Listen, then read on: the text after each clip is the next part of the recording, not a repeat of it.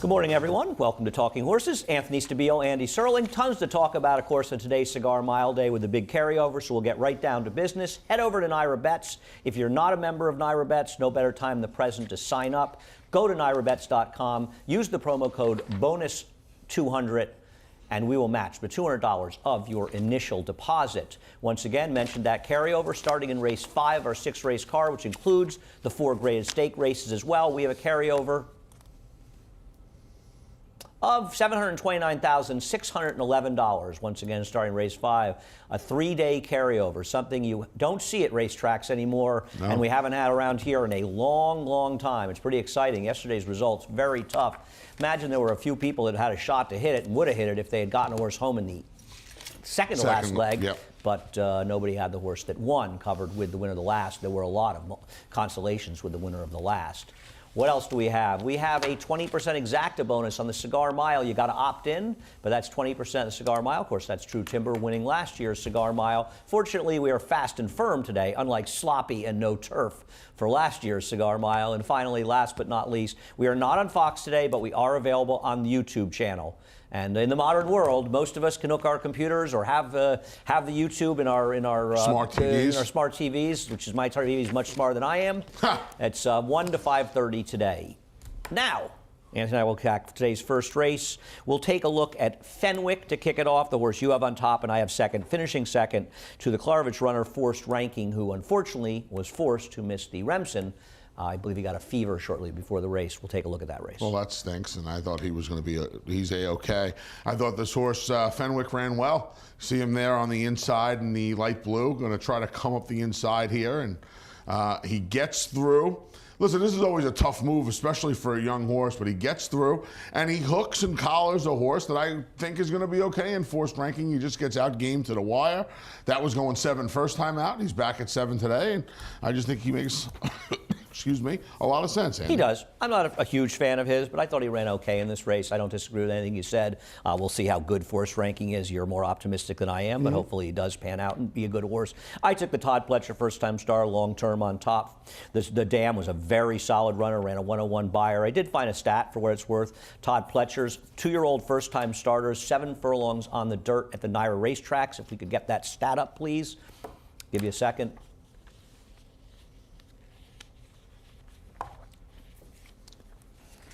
All right. How we doing, guys? There it is. There we go. Okay, there's that stat. Todd's numbers are not good in these spots. On the other hand, we've seen a number of good horses get unveiled on days like today, and I put this one on top. I don't really have much to say. That Graham Motion horse. I will say one thing about the Graham Motion horse in the rail, Script, who I have third. The altered course of the 5/16 pole, you can't see it on the replay because they've cut the replay. But a horse went down in this race, and this horse did have to alter around. How much it affected him, I have absolutely no idea. The chart makes a minimal mention of it, and you just can't see it. But something may have happened. Okay. He did make a big run in there, but he made a big run in a very, very slow field. So whether or not that horse is that good, I don't know. But he did make an awfully impressive run. He came home in 14, almost 14 that day. He was the only one, though, that closed at all. Race number 2. Take a look at Robin and Eli's debut. I'm not inclined to want to take this one stretching out on top. Obviously a horse that you're going to probably be using. I don't have a big opinion against this horse. Chad Brown, stretch out turf maidens. He's 23 for 80, $1.88 ROI. Second starts, he's 14 for 51. ROI is low because they're short prices, and I just didn't want to take a super short price. But listen, She's a Mia ran well in the stake the other day, and this is a very logical horse. Yeah, and for the reason you said, She's a Mia did run well enough in the stakes the other day. I don't know. Fontana Freda came back and won off the turf. Yeah, I wasn't attracted enough to any of the firsters or any of the other runners in here to try to beat this horse. 2-to-1's pretty short on the line, but yeah, I didn't. Well, what price do you think a Chad Brown horse? Is this horse going to be about 8 to 5 in here? Yeah, I would. I mean, I can't imagine this horse is any kind of price. It's not like there's any overwhelming pedigrees in here. Well, there actually is a lot of pedigree in here. So I'll you just think mention. There's overwhelming? Well, there's a lot of pedigree in here. I'll go through some of the ones that haven't run the turf quickly. Sport Model, the ones that have the Sport Model. Now, there are 3 others tried the turf, didn't do any running. The number 5 is a half to 2 turf winners. They were okay. The Dam was fairly strong in the turf. So Regal Rebel, there is some speed. The number 7, Cape Cod Causeway. Dam was the foals are 2 for 3 on the turf. There's pedigree, and I found an interesting stat on Mark Hennig. While he's over 8 with 2-year-old firsters going long on the turf first time, they were all gigantic prices, and 3 of them actually ran second. At 17 to 1, 24 to 1, and 45 to 1. And this is the kind of horse that if you play tries and supers, you use somewhere in the lower slots, you put in somewhere, because Marcus had real success. They're not winning, but they're actually outrunning their odds significantly. And there's so much conversation, most of it inaccurate, about how to play multi-race bets on Twitter and stuff. And people just sort of miss the fact that a lot of the things going on is involved in playing tries and supers, and tries and pick 3s are the same, supers and pick 4s as far as the diffusion of takeout. So there are reasons to look at horses like this. The Dam of the 8 Sweet Lies, she's a multiple winner on the turf. One of the horses won on the turf, did a little bit of running. Valencia Island is a half to Red Vine, who turned out to be better in the dirt, but ran a 99 on the turf, a 106 on dirt, was second in the Cigar Mile to his stablemate Tonalist. 2 turf winners out of 5 to try it. Dam a multiple winner. 2 turf winners.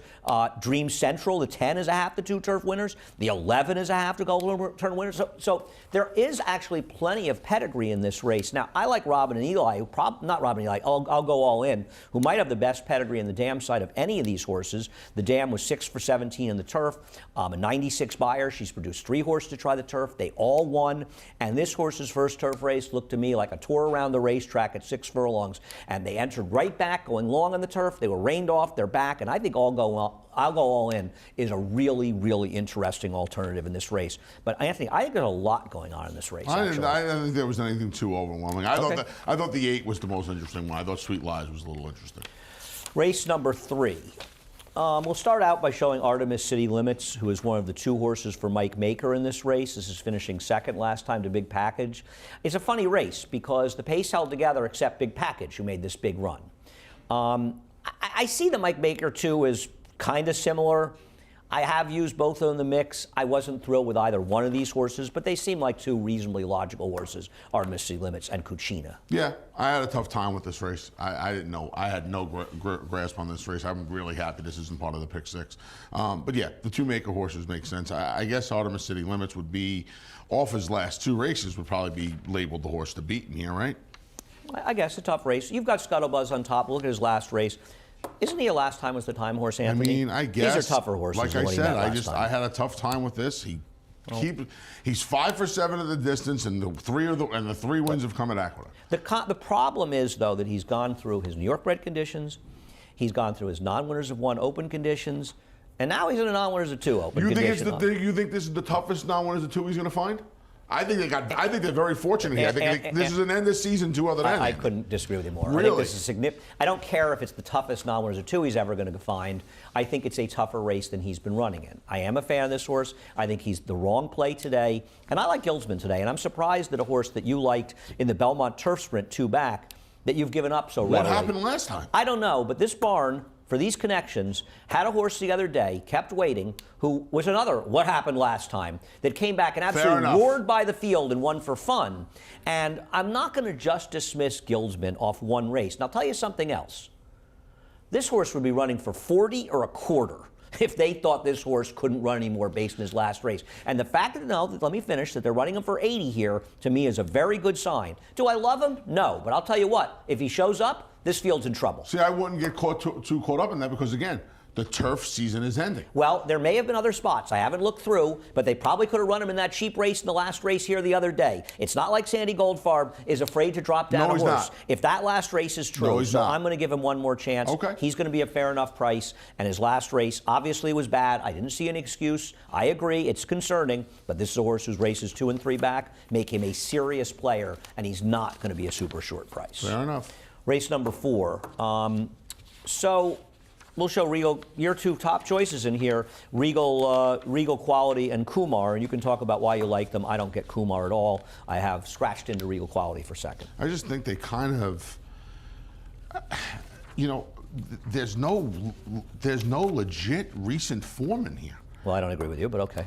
And I just felt like Kumar's last 2 races make him a player, and Regal Quality, we talked about Hammer and Hammer briefly on Thursday. He came with a couple of he ran huge efforts. for his new trainer. Yeah, a couple other worldly efforts, and You know, the race before that, he handled Kumar rather easily. It was a terrible field, though. It was. I mean, Kumar's running in terrible field. I also think that Regal Quality is probably better with a little bit more ground. So I'm willing to forgive the 2 sprints, 2, 3, and 4 back, and just with more. I mean, he's 4 for 7 going the flat mile. Well, he also was dropping 2 back. No, I understand that, but that was a major factor. Andy, I'm going to there. say it again. He's run well enough sprinting. You think this is the toughest 16 this horse is ever going to find? Anthony, I don't care about. You have to care about that, though. I mean, look at these horses that he's running against today. I don't. If it's fine for you to say. For a guy whose barn they're all running. When you're done, let me know. I'm done now. I mean. Go on. Just finish. Go ahead. Okay. I don't care if he's going to find a tougher, easier 16,000 tomorrow, next week, next month, next year, next lifetime. I only care about today's race. I think there's a horse I like more than him. I also think Rob Attras's horses that were running through brick walls here to start the meet out. For what it's worth, since a week ago Friday, the 26th, he's 0 for 7 with 2 horses finishing third, with almost all of them at short prices. So it seems to me like his barn that was super hot. It's only been a week or so. It's not a big deal. It's only 0 for 7. 2 horses hitting the board, running third. I think it's a little bit interesting here, and I think there's a very viable alternative in Direct Order, who ran extremely well for Antonio Arriaga, and then was claimed by a trainer who hasn't had a lot of success and hasn't run that well. Antonio Arriaga off the claim, on the dirt with routers, 7 for 21, 460 ROI. He's got very good numbers in these spots. This horse was wide last time. I don't think it was a gold rail last time, but I do think the rail was an advantage. I thought this horse ran comparably to Regal Quality, and I think you're getting an enormous trainer change getting back to this horse. And if this horse runs back to that race last time for Antonio Arriaga, I think he's going to win. So I think he's a perfectly reasonable alternative to this horse. We'll see. You know? But I'm not, listen, Regal Quality can win. I've got him second. It's not like, it's not like I don't think he can win. I just don't think that he's going to be a big favorite in all likelihood. And if he's not, that might be a bit of a cause for pause, too. Could be right. I mean, the other day, they didn't bet on that horse that you liked for Rob, that I didn't like, the horse off the 7th lane, big huge win in the slot. They didn't bet that horse a nickel. That horse was last. Looked loaded on the turn and was dead last. So, the money's very smart, because as we saw when Rob's horses were running, they were getting bent. They were getting pounded. Yep. So I think it does matter sometimes looking at that. It's not like he might not win at a price, but boy, the money seems to be very smart in that barn. Race number 5 kicks off the pick 6, $729,000 carryover. Thought this was a fairly interesting race. There's that carryover, $729,611. I mean, it's been a long, long time. I can't remember that, man. I mean, on a traditional pick 6, I can't remember that for a long time. I hit one on a $400,000 carryover a long time ago now, almost 17 years ago. I hit one for $117,000 with a bunch of friends about 20 years ago. Anyway, race number 5. For me, I want absolutely no part of the horse you have on top, Rosebud. Wow. I don't like this horse at all. We'll show the last race. I know that Carione came back and ran well in her next start. She did not run well in her subsequent start. Nobody else in that field can run. And I don't like this horse. I thought this horse didn't do any significant running first time. I didn't know. Oh, actually, on the dirt. I don't know why they're insistent on running this horse in the turf. I didn't think this race was very good. And I'm going to tell you something else. You can keep picking all the Bill Mott horses you want, but for a guy that goes against dead barns, this barn is 1 for 31 with a 23-cent ROI at the Aqueduct meeting, and 14 of those horses were short prices. Okay, including 2 losses at 3 to 5, including that horrendous performance in the last race. I want no part of this barn. I want no part of this barn at short prices. I'll use the 5 in this race. Horse will be a little bit of a better price, I think. I think the 5 can win here because the horse ran okay last time, but I'm very dubious of horses in this barn. They are not running. Yeah, they're not just not winning. They're not running. I can't argue. I have no defense of that. I thought this horse ran well last time. Yeah, I don't. I don't understand. I thought this horse should have won the race and lost to a horse that acted badly in the paddock. The other horse in that race, Anthony, have come back one after the other. Terrible. I like the one, Wallachia, in this race. I'm surprised you've left this horse out. Grand Motion does not have great numbers stretching out horses in maiden races, particularly second-time starters. This is a Tappet that broke, and you had a tip on, you told me first time out. Yes. Broke from the far outside on a gold rail day. Broke a half slow, was 3 wide in the backstretch, 2 wide into the turn, 3 to 4 wide in the turn entering the stretch, and was running at the end in what I think was possibly a pretty strong race. I don't love that Graham hasn't had great numbers stretching out, but given this horse's pedigree, he's supposed to stretch out. I think he's dangerous in here. Like you, I have the first-timer market segmentation in this race as well. Chad Brown with one with not much turf pedigree. We've seen that act before, though the ones that didn't win did run an 80 buyer on the turf. Yeah, I thought Hard Place, like you mentioned Hard Place, who's already been the mile on the 16th. I thought she ran well enough first time out to maybe get a piece of I think Ever Summer, who didn't run in there but does have a big turf pedigree, is a little dangerous second time out. But I'm very interested in the one. Speak to me of Summer. Wallachia. Speak to me of Summer? Yeah. Well, she better run better than Speak to me of Summer is running these days. Speaking of Summer couldn't win this race if she was in it based on her last race. We got to take a quick break. We'll be back with the stakes action in the late pick 5. No sport in the world brings the wins home like racing. It's one-of-a-kind, high-speed, high-stakes action, and Naira Bets takes you there. Place your bets and watch the races live from anywhere. With Naira Bets, make easy, secure deposits and promotions every day to earn reward points or cash. Download the Naira Bets app or visit nairabets.com.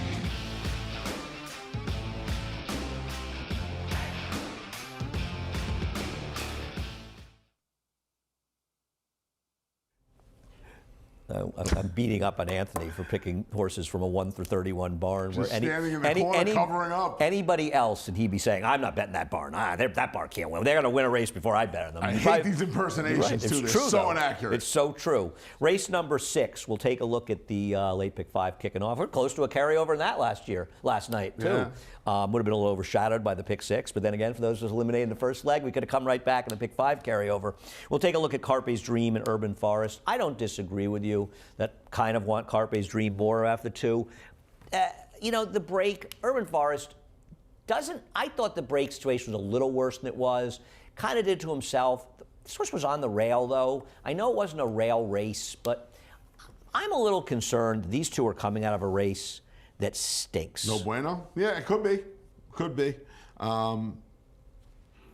I couldn't find another place to really hang my hat in here, to be honest with you. Well, there are other things going on in here, and obviously the 5 and 6 are two horses that can win.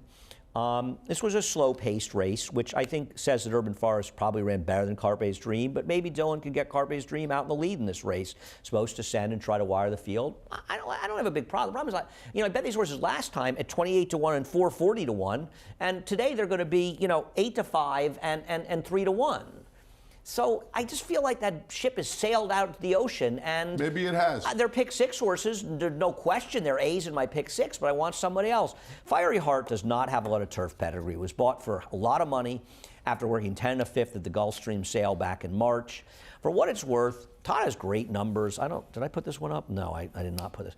2-year-old first-time stars in turf sprints. You know that Todd Pletcher is 14 for 52, 27%, 201.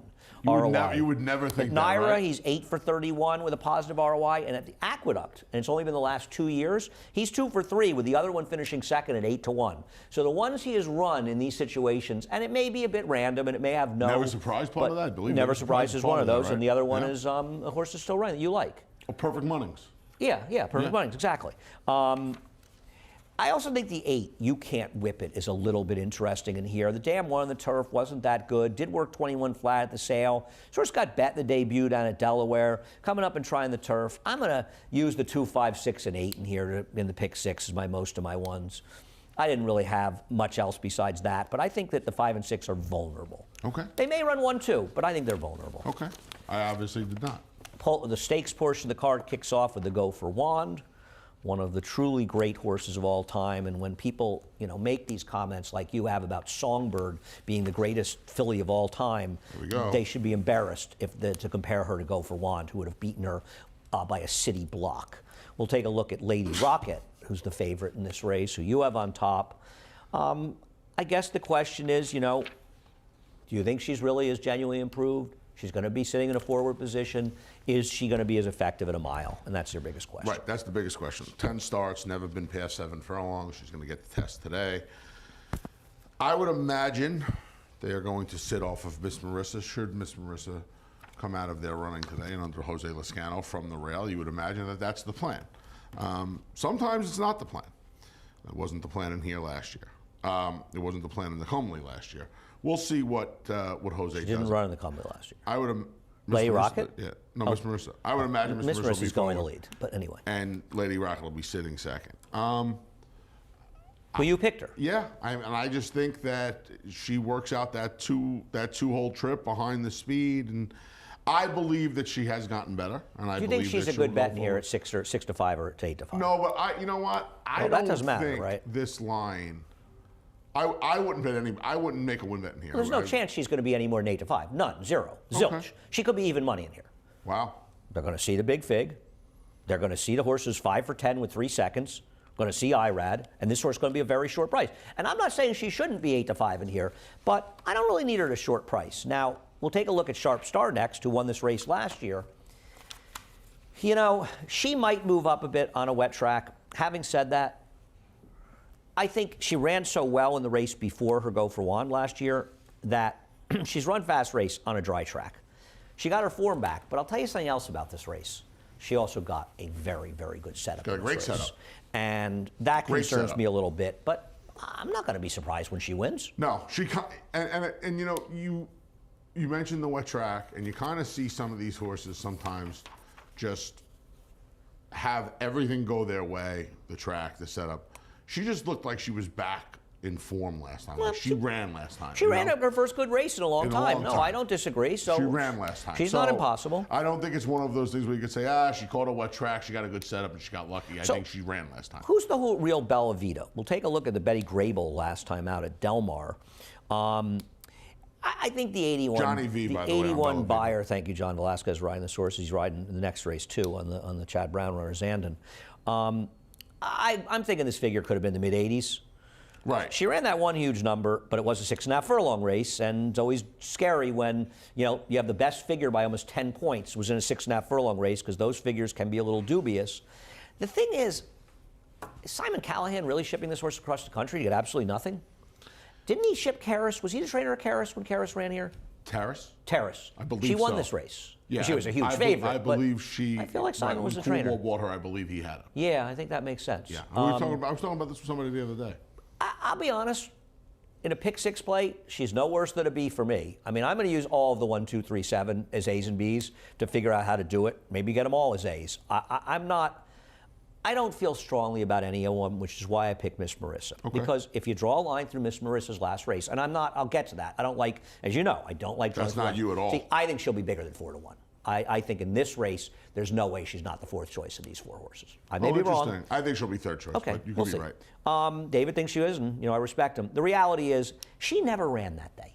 You could tell in that race. She was dead from the jump street. 200 miles, 200 yards into that race, that she just wasn't running. 16th of a mile in the race. She just wasn't running, and she's so much better than that. And Jose's going to send her from the rail. I'm going to take a shot with her. I know when she's good enough, she can win this race. Absolutely concerned about her last race, but it's one thing to have a bad last race and have him be 2-1. It's another thing to be getting a better price. So I know the good Miss Marissa can win this race, and I would argue that the good Miss Marissa is the 2nd likeliest winner at worst in this race. I really think that. So, and we know she can go long. So I don't mind taking her shot with her at a price. Okay. The Remsen. We'll start the conversation, the Remsen, with the 2 horses that one you have on top and one you have second, one I have on top, Mo Donegal and From Another Mother. I think if From Another Mother couldn't win this race last time, I don't know how he's going to win here. He got a gold rail that day, in my opinion, and he had everything his own way. On the other hand, Mo Donegal, who does need to start figuring it out in a hurry, but he's probably a little bit more professional with each start, made a big wide run in this race. From Another Mother had the absolute run of the race and still ran that horse down with things going against him. I'm a fan of Mo Donegal. I think this horse is going to turn out to be a very, very solid runner. This may be the best Donegal horse they've had, at least in the dirt, since Keen Ice. Now, I'm not saying he's going to be a Keen Ice, who obviously accomplished some major things on the racetrack. I think this horse is a very, very promising runner, and I believe he's going to be extremely tough to beat. Okay. Listen, I took a little shot against him with the maiden, but yes, this horse is going to be, he's going to be tough today. Doesn't Jose Ortiz have to go with Judge Davis? I mean, certainly no slower than... With the blinkers going on, yeah, he could. I mean, I have to think Sugar's thinking, well, maybe I got to be aggressive and go forward. And I'm concerned, that he's not every bit as good as From Another Mother. I wonder if they feel... Not better. I would just wonder if they feel like, well, we sat off him when we beat him in the maiden race. Maybe we could just do the same thing. I think he's going to be at least aggressive coming out of the gate. Okay. I'm not totally against the 4.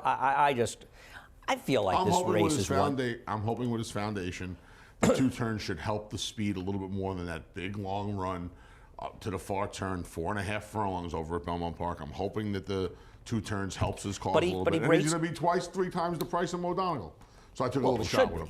Off the last race. What about Zandon? We'll take a look at Zandon's maiden race.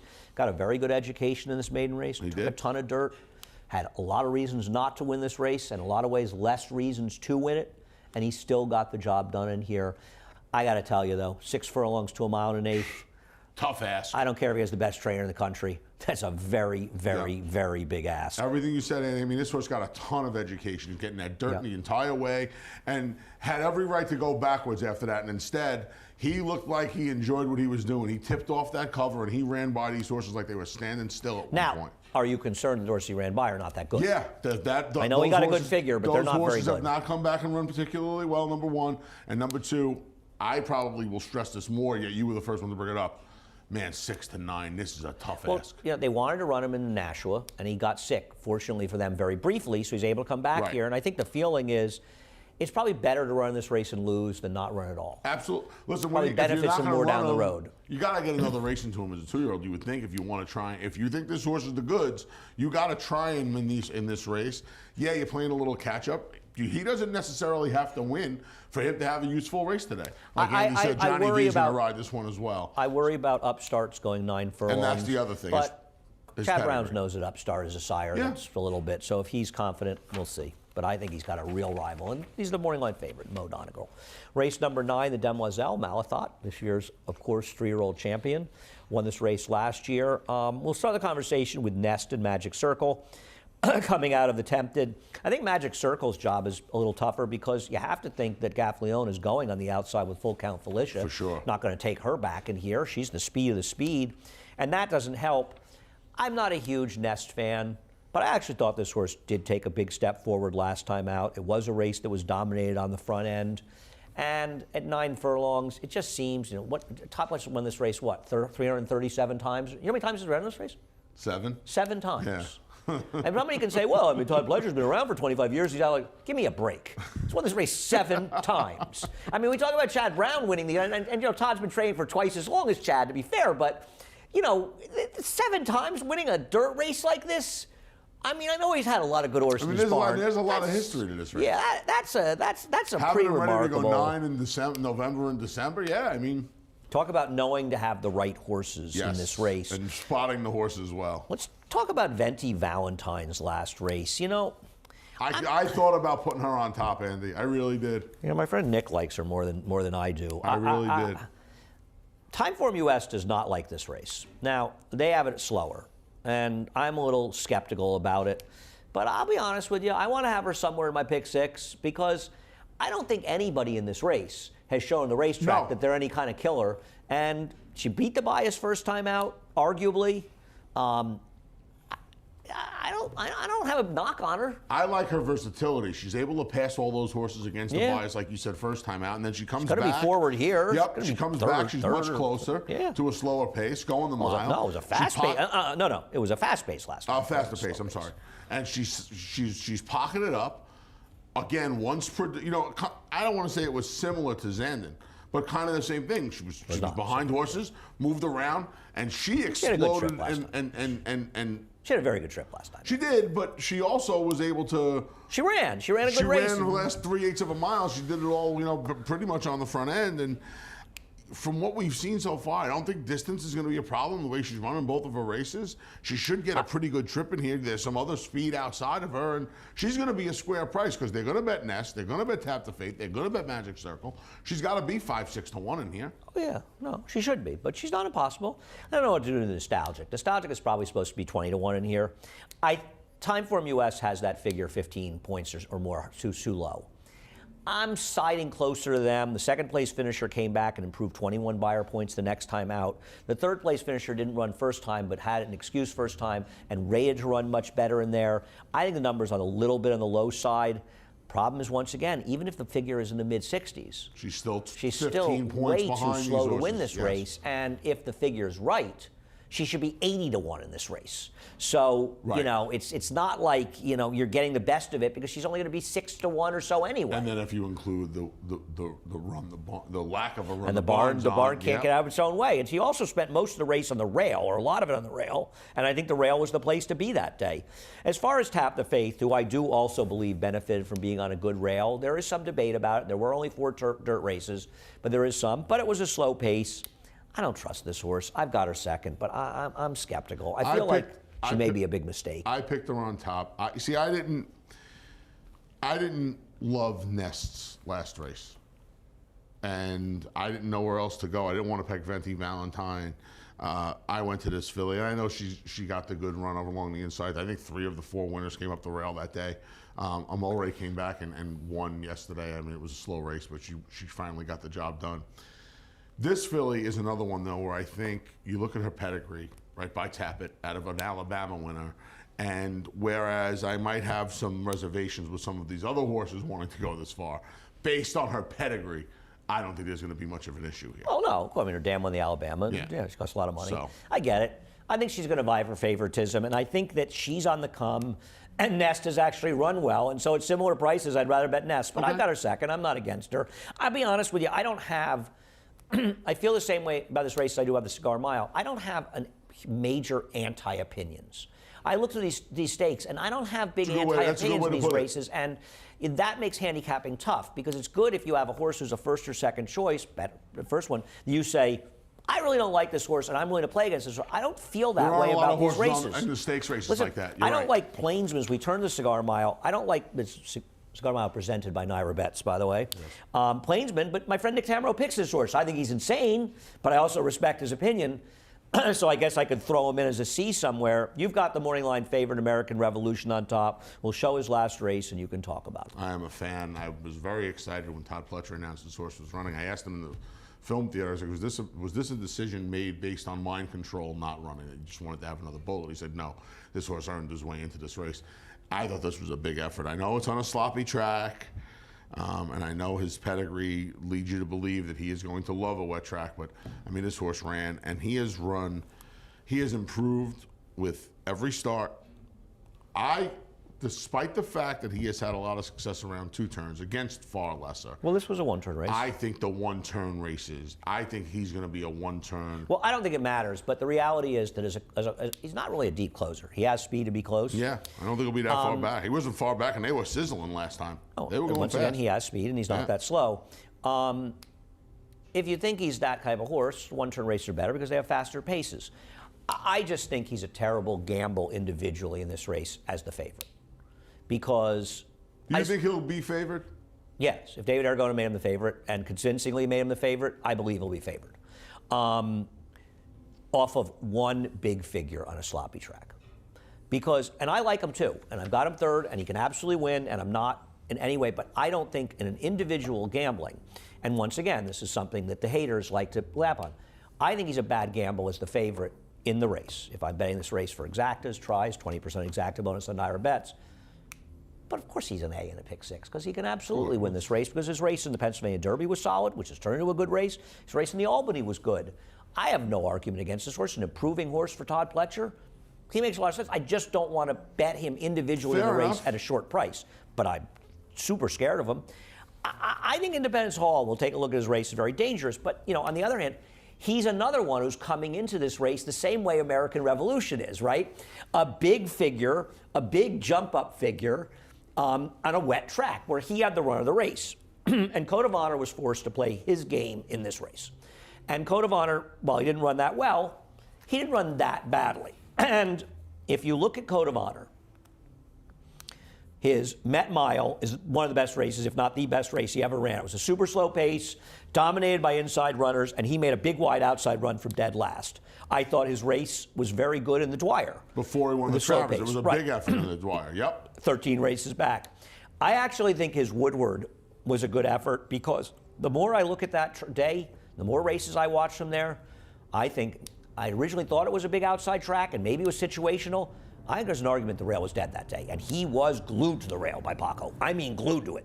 He got an awful run. And I don't think they're going to be flying out there, but I think the pace is going to be honest enough for him. And he just needs honest pace. He doesn't need 22.44. Well, following Cedron on inside, we'll get you'd have to think he's going to go, and Ginobili's got to put some speed on, right? And by the way, I think Independence Hall, who ran a huge race here in the Nashua, winning in his second start, he won the Jerome in his third start. Not a particularly impressive race, both at a mile here.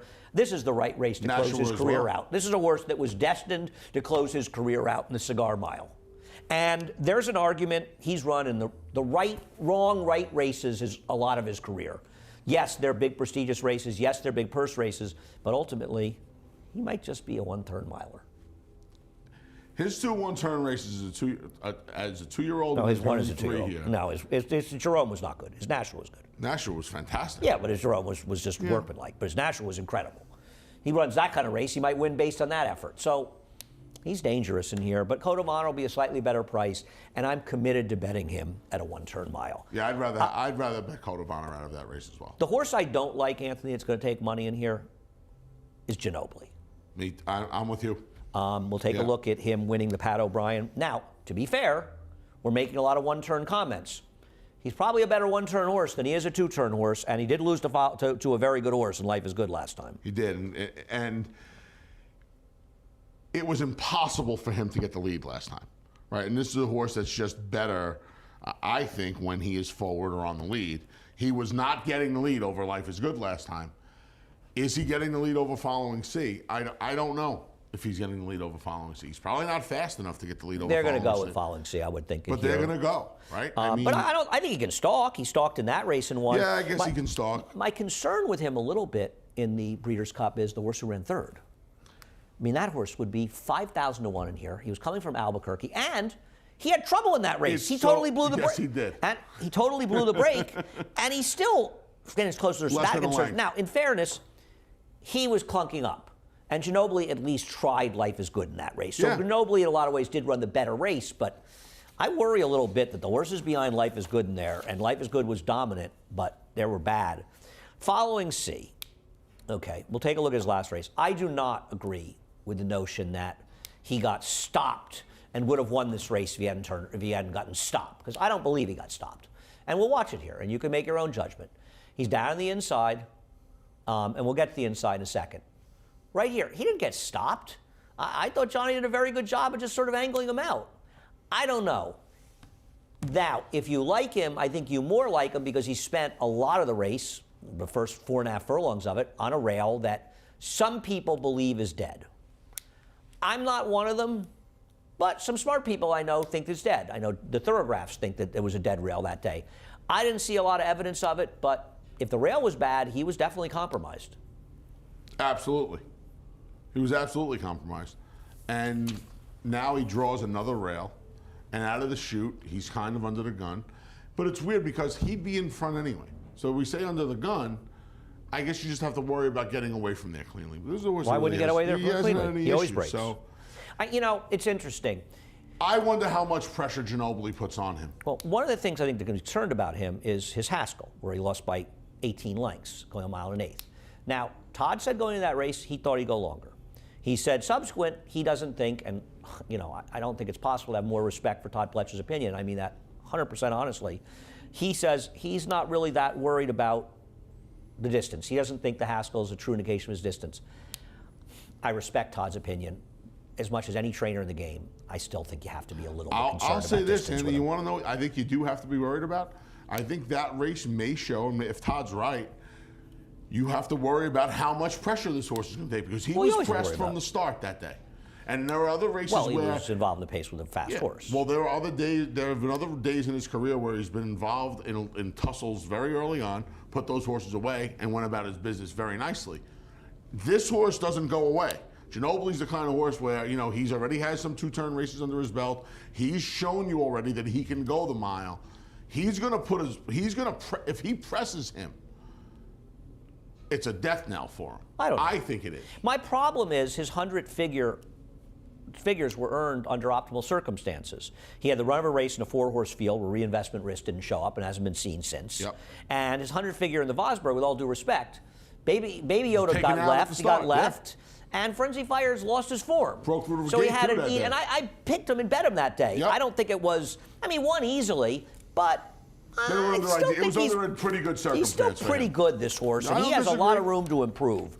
You've got Olympiad second. You just can't get away from Bill Mott, can you? Listen, I didn't know 1 for 31. He's second in the Baby Yoda race, and then last time at Keeneland, I thought that was a useful race. He found himself on the lead. He got himself involved in a tussle through the lane. I mean, he was really hounded from the start, and he got himself involved in a little bit of a battle through the stretch, and he survived it. What do you think of Milliken's next race? Awful, second? but I understand What did he do? What did he do in it? Listen, here's what I want. He ran 13 Beyer points. I want to talk about. Where did he run? I want to talk about the fact that I think this horse is going to wind up getting a decent trip today, and he's going to be a big enough price where I want to try and get him into the gimmicks. He's not impossible, but you picked him second because you love Bill Mott. Just admit it. Well, I didn't know what to do. I really don't know if I trust Code of Honor anymore. I really don't know how much pressure Ginobili's going to put on Following No, C. Independence Hall. Okay. I don't like Independence Hall. Okay. I think Independence Hall is if you told me he's the one I would want to bet against. Why? In here. I think his race last time out was dressed up by the wet track more so than American Revolution. What about the rest of his career?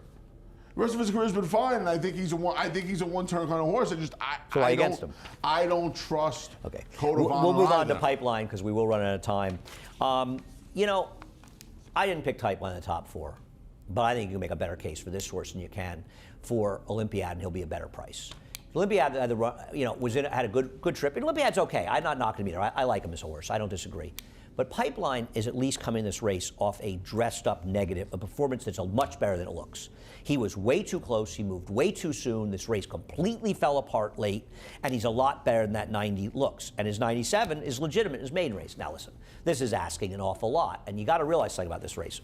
Pipeline and Following C for sure, and maybe even Olympiad, they're running here because there's this horse out in California named Flightline that people don't want to ship 3,000 miles to run against him, and he's supposed to run in the Malibu. So, you're running in here because it's a huge, prestigious race. It's in your hometown. But he did draw well on the outside. The thing about Pipeline is he's better than he looks on paper, like Olympiad, like Following C, but maybe more so than Following C, and much like Olympiad, he's got a lot of room for upside in here. And good barn, good draw on the outside. I'll be using him probably as a B in my pick 6, depending on how much I spend and how much I spread elsewhere. That's a heck of a reputation, huh? You got 3-year-olds to run here because they didn't want to go find him. If the Malibu was being run in Aqueduct, it'd be one thing. Right. Or even Florida where they're shipping anyway. But to ship 3,000 miles to run against a horse that, is potentially is a superstar, even though he never shows up. Anthony, nice job. Good time. Head over to Naira Bets. If you're not a member of Naira Bets, use the promo code MATCH. What is it? Bonus 200. Bonus. And we will match to $200 of your initial deposit. Play through Naira Bets. Become a member and support racing in New York. We also have a pick 6 carryover, in case you didn't know. Starting in race 5, $729,611. And that's pretty incredible. We have not had a pick 6 carryover like this in a long, long time. So that's pretty cool. I mean, that is really cool. 20% exacta bonus on the Naira Mile, on the Cigar Mile. The Naira Mile. Who won the first Naira Mile and who rode the horse? That would be 49er and Billy Fox Jr. in the middle of a jockey strike. Brother of Tammy Fox. How about that? Opt in. Always have to opt in. And finally, we'll be on YouTube from 1 to 5:30 today.